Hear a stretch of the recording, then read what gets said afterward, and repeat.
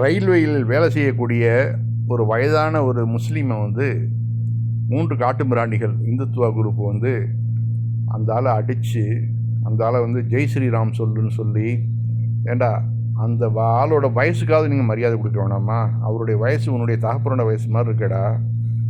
இந்த அளவாக வந்து மூளை கெட்டு போய் நிற்பானுங்க இந்த சங்கி பசங்க. எந்த அளவு வந்து இந்த சங்கி கூட்டம் வந்து இவர்களை வந்து வார்த்தெடுத்துருக்குது பாருங்கள். அவர் வயசு கிட்டத்தட்ட 50-60 வயசு இருக்கும். தாடி ஜிப்பாவோட ரொம்ப கண்ணியமாக இருக்கிறாரு. அரசாங்க வேலையில் இருக்கக்கூடியவர், ரயில்வேயில் வேலை செய்யக்கூடியவர். அவர் வந்து ஒரு டீ இப்போ போகிற வழியில் இறங்கி டீ சாப்பிட்டுட்டு இப்போ கொஞ்சம் தண்ணி குடிச்சிட்டு போவோம், இளைப்பாறிட்டு போவோம்னு நினச்சி இறங்கினது தான். இவனுங்க வந்து பேச்சு கொடுத்து ஏதோ பிரச்சனைகளை பண்ணி அந்த ஆளை அடித்து என்னென்ன கெட்ட வார்த்தைகள் பேசணுமோ அத்தனையும் பேசி அந்த ஆள் என்னை விட்டுருங்கிறாப்புல. இல்லை ஜெய் ஸ்ரீராம் சொல்லலான்னு அவனை அடித்தே கொண்டுருவோம் அப்படின்னு அந்த 3 பேருமே வந்து அவரை வந்து அவ்வளோ இம்சப்படுத்துகிறானுங்க. அந்த செய்தியை பாருங்கள். வயதான முஸ்லீமின் தாடியை இழுத்தல், மத கோஷங்களை கட்டாயப்படுத்துதல் மற்றும் கொடூரமாக அடித்தல் போன்ற குற்றச்சாட்டுகள். இந்த சம்பவம் உத்தரகாண்ட் மாநிலம் ஸ்ரீநகர் கோட்வாலியில் உள்ள பத்ரிநாத் சாலையில் உள்ள தாரி தேவி கோயில் அருகே நடந்ததாக கூறப்படுகிறது. உத்தரப்பிரதேசின் சஹரான்பூரைச் சேர்ந்த ரிஸ்வான் என்ற முஸ்லீம் நபர் ரயில்வேயில் வலைப்பதிவராக பணிபுரிகிறார். மேலும் சில வேலைகளுக்காக உத்தரகாண்ட் சென்றிருக்கின்றார்.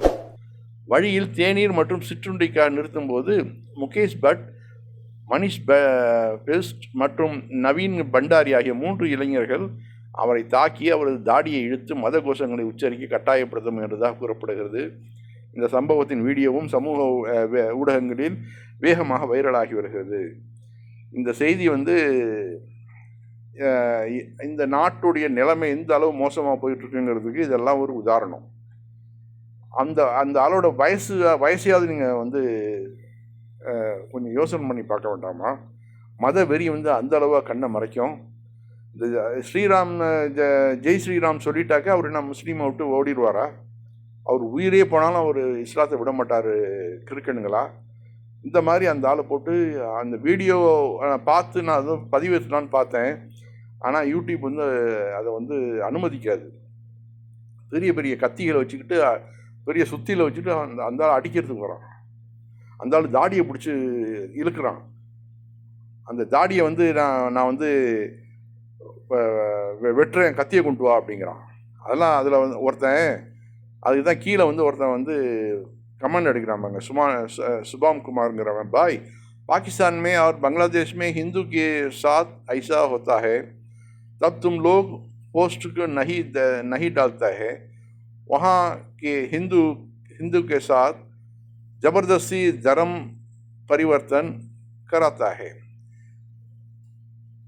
அப்படிங்கிறான். அதாவது பாகிஸ்தான்லேயோ பங்களாதேஷ்லேயோ இது மாதிரி ஒன்று நடந்தாக்க இதை வந்து நீங்கள் வந்து போஸ்ட் போடுறதில்ல, இது மாதிரி ஜபர்தஸ்தி ஹிந்து முஸ்லீமாக மாற்றுறது அங்கே நிறைய நடந்துட்டு இருக்குது, அதை பற்றிலாம் நீங்கள் ஏன் கவலைப்படுறதில்ல அப்படிங்கிற. அடக்கு இருக்குன்னு இங்கே நடக்கிறது, இந்தியாவில் நடக்கிற பிரச்சனையை பற்றி பேசுவியா? நீங்கள் பாகிஸ்தான்லேயோ பங்களாதேஷ்லேயோ அதுக்கு பிறகு நடக்க வேண்டிய விஷயம், அதை பற்றி பேசுறது.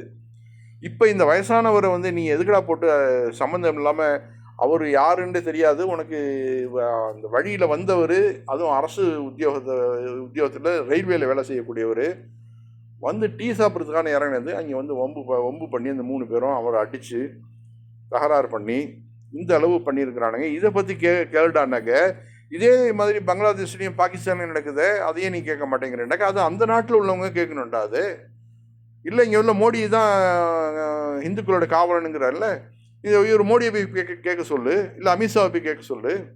இங்கே உள்ள சாதாரண முஸ்லீம் என்ன பண்ணுவான்?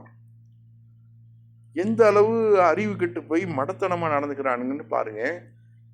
ஒரு மனிதனுக்கு உள்ள மரியாதை, சுயமரியாதை என்ன இருக்குது, அதெல்லாம் விட்டுட்டு அந்த ஆளை அப்படியே அழுகிற துணிக்கு போயிட்டார். அந்த வீடியோ நான் பார்த்தேன். அவர் சொல்கிறாரு, என்னை விட்டுருங்கப்பா, நான் வயசானவன், என்னை விட்டுருங்க அப்படிங்கிறப்பல, நீ சொல்கிறியா இல்லையா? ஜெய் ஸ்ரீராம் சொல்லு. கடைசியில் அவர் சொல்கிறார் ஜெய் ஸ்ரீராம். ஏன்னா உயிருக்கு பயந்து, அதுக்கு மார்க்கத்தில் அனுமதி இருக்குது, இஸ்லாமிய மார்க்கத்தில் அதுக்கு அனுமதி இருக்குது. உயிர் போகுதுன்ற ஒரு நிலைமை வந்தாக்க நீங்கள் வந்து கொஞ்சம் நாடகம் ஆடலாம், ஒன்றும் பிரச்சனை இல்லை. உயிர் தான் இங்கே முக்கியம், இந்த கிறுக்கணுங்கள்கிட்ட மாட்டிக்கிட்டு சாவறதை விட அது மாதிரி சொல்லிட்டு அடுத்தாப்புல அவர் வந்து இப்போ ஜெய் ஸ்ரீராம் சொல்லிட்டு அவர் ராமனை வந்து கடவுளை ஆக்கிக்க போகிறாரா? இப்படி வந்து பலவந்தப்படுத்தி அந்த கடவுளை ராமனை ஏற்றுக்க சொல்லி ராமன் தான் ஒத்துக்குவாரா? இப்போ ராமன் ஒரு கடவுளாகவே இருந்தாலும் அது வந்து அவனுடைய மனசால் ஏற்பட்டக்கூடிய மாற்றங்கள். அது இப்போ யுவன் சங்கர் ராஜாவாக இருக்கட்டும், ஏஆர் ரஹ்மானாக இருக்கட்டும், அதெல்லாம் அவர்கள் மனசுக்குள்ளே ஏற்படக்கூடிய மாற்றங்கள். அது மாதிரி மாறுறது தான் உண்மையான இஸ்லாமாக இருக்கும். இன்றைக்கி வரைக்கும் அவர்கள் உண்மையான இஸ்லாமியர்களாக வாழ்ந்துட்டு இருக்கிறாங்க.